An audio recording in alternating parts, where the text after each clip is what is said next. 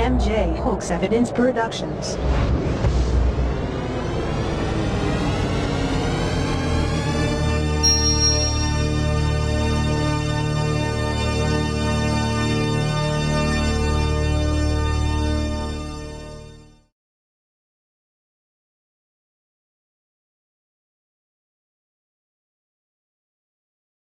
I'll answer the question.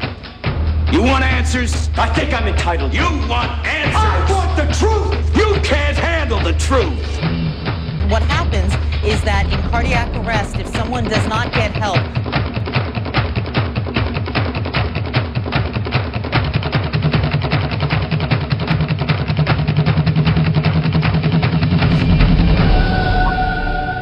There's the man. Yes, Michael. The man is here. We're all here because of him. May that continue, with him leading the way. This is the moment. This is it.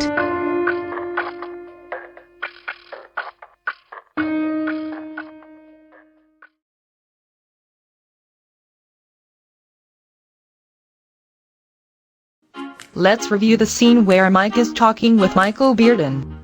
Bearden is at the keyboards and Mike is explaining the exact sound he wants.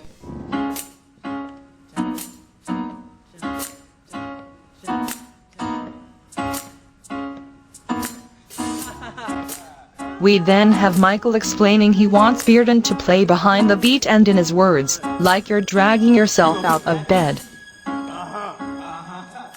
Of his keys of songs. Look at just a little drag, a little bit more behind the beat. Yeah, it's not the right sound. So Like you imagine drag this is yourself the out of right bed. sound. Check this. This is fine. But isn't it interesting that when Mike begins to feel challenged, he goes to a live microphone? Hear what you need to hear. Some people might not want to have that bass. Like I wanted the way I wrote it. I mean, like the audience hears it. Wait, so wherever the record's doing that. Why was that microphone live? It's gonna sound There was no reason for that microphone to be on. to what you want. None. Hear a little more. Michael was not singing into it.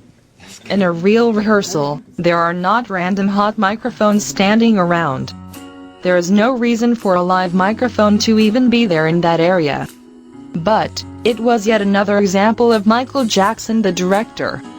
So yet another scene played out. Yes, that live microphone was totally unnecessary. It was used for dramatic effect. It was a prop.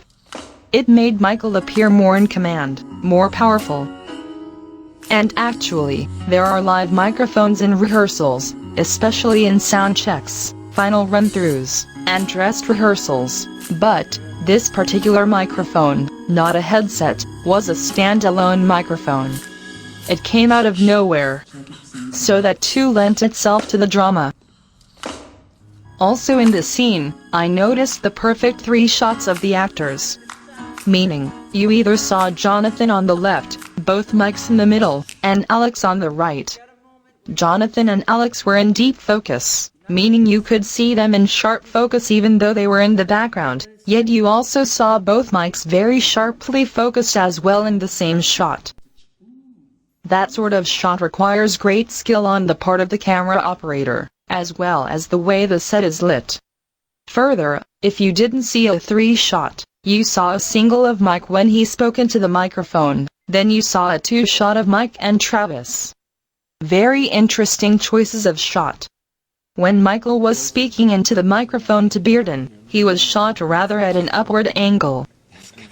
Only you can say that. You know what I'm saying? That's funny. This, of course, aided in making him look more authoritative. One more time from the top.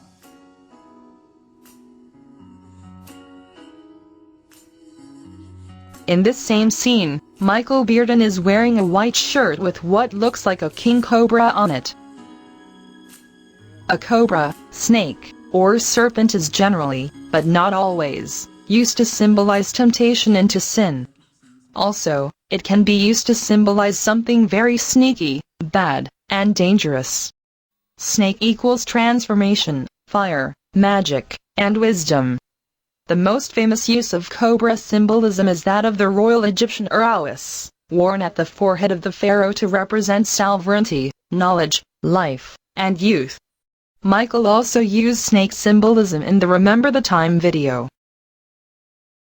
Michael Jackson was dealing with Michael Bearden, who, much like a snake, threatened or challenged Mike's authority.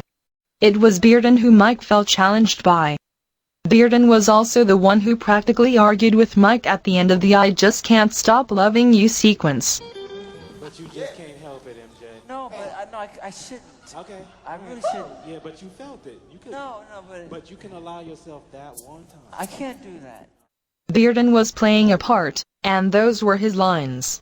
I know it is no coincidence the snake shirt was Bearden's wardrobe. Interestingly, did you notice Mike's wardrobe in that same scene?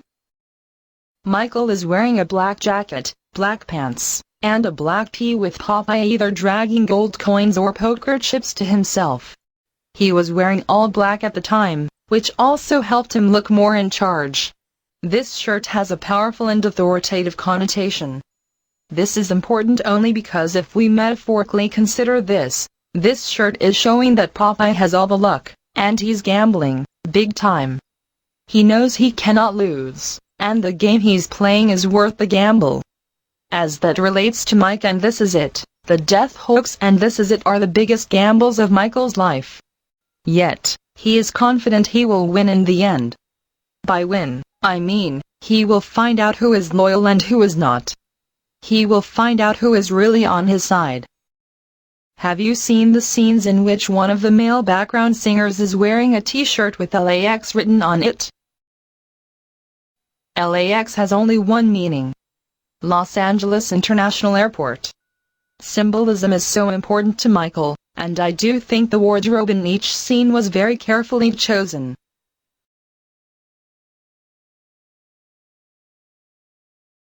In a genuine rehearsal, aside from the live microphone being pointless there, except to be used by Mike to exert his authority, did you notice the entire band had also moved to the floor?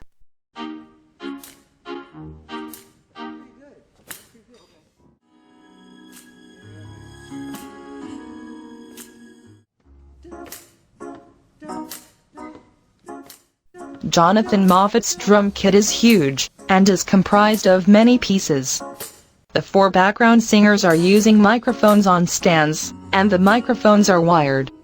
Alex L., the bassist who is incredible, stood on the floor in that scene with his keyboards, which were wired and plugged in. Now, this is the caveat. I have never seen an entire band, as well as background singers, moved from the stage to the floor. That simply does not happen. Either you rehearse on the stage, or you rehearse on the floor. It would take a tremendous effort to move all of that equipment from the stage to the floor, then rewire everything, the keyboards, the backup singers' microphones, etc. That was done solely to make it appear they were rehearsing. It appeared more real, and it gave Michael the opportunity to speak into that hot microphone when Bearden gave him his cue. In all the years I've been singing, and in all of the rehearsals I've been a part of, I've never, ever seen that happen. It does not happen. Again, all done for dramatic effect, as well as to change sets, just as the same set is never used all the time for any film. I cannot stress what a massive effort it would be to relocate all of that equipment. There is no legitimate point to moving it. It just wouldn't happen.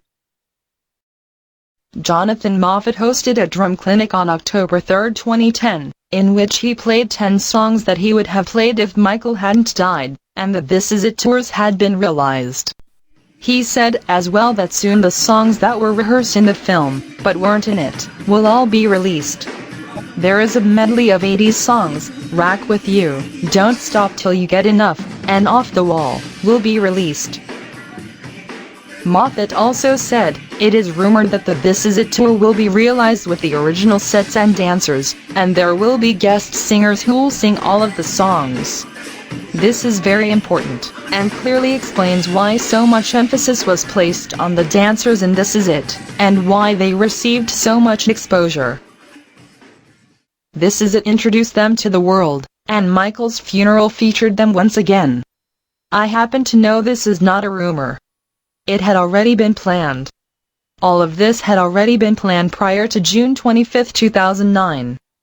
What he did not say in his statement was that not only will the songs be released, but the footage of them rehearsing or performing these songs will also be released in future This Is It related film projects.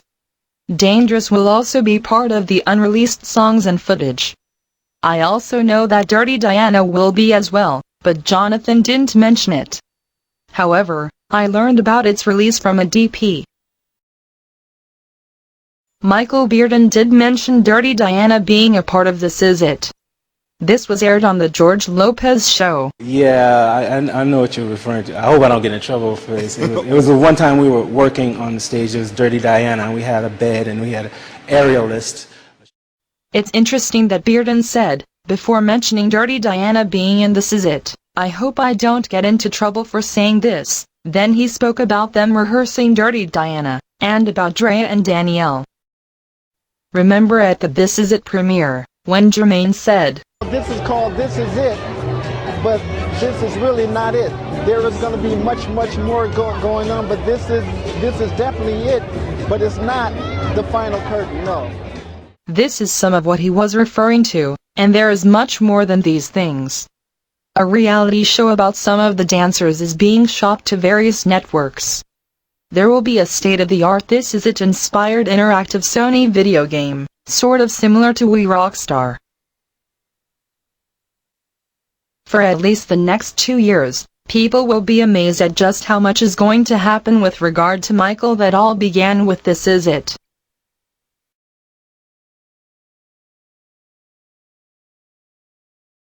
Did you notice a particular guy in the crowd who was screaming so hard, you thought he was going to have a stroke? The dark-haired guy? He was also used in This Is It, as the crazed fan. Well, there is something very interesting about him. I have seen tight shots of him in the audience of at least 2 M.J.H.E concerts as well. One was Mike's Bucharest concert. The other I believe was in either Wembley Stadium, London, or in France. So, this guy makes the rounds. It is no coincidence he had a featured role in not only the O2 announcement, but in This Is It as well. He was placed right in the front. And with both concerts I spoke of, with the hundreds of thousands of people there, why the tight shots of him?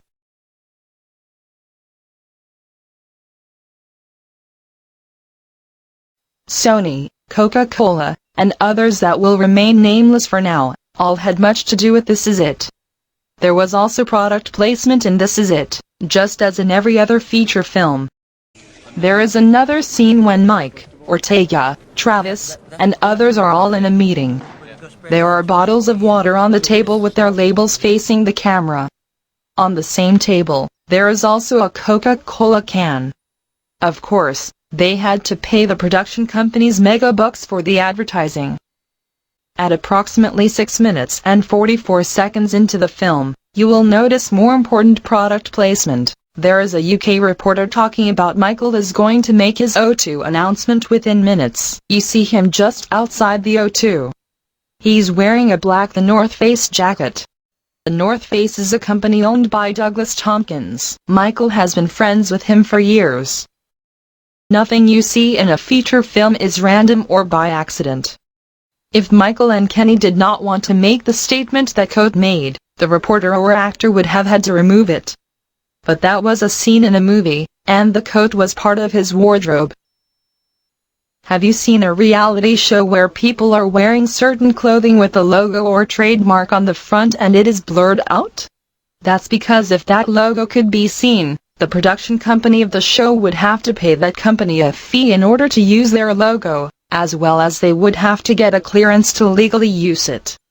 So rather than pay quite a bit of money to get legal permission to use clothing with a recognizable logo, they simply blur it out in post-production. It was meant to be shown. It is really a subliminal thing that only lasts a few seconds, but it's still advertising for the company, or in this case, Michael's friend. That is no coincidence.